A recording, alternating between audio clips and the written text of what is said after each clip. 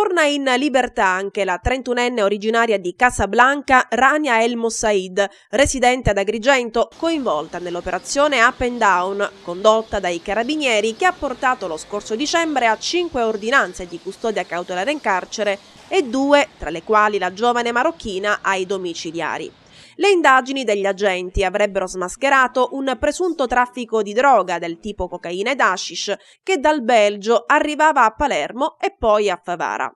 I giudici del Tribunale del Riesame di Palermo hanno dato ragione al legale difensore della ragazza, l'avvocato Salvatore Pennica, ed hanno sostituito i domiciliari con l'obbligo di firma. Durante l'interrogatorio di garanzia, Rania avrebbe negato qualsiasi coinvolgimento con il presunto traffico di droga. La donna si trovava a Parigi quando è stata raggiunta dall'ordinanza di custodia cautelare. Ritornata in Italia, è stata poi fermata all'aeroporto di Catania.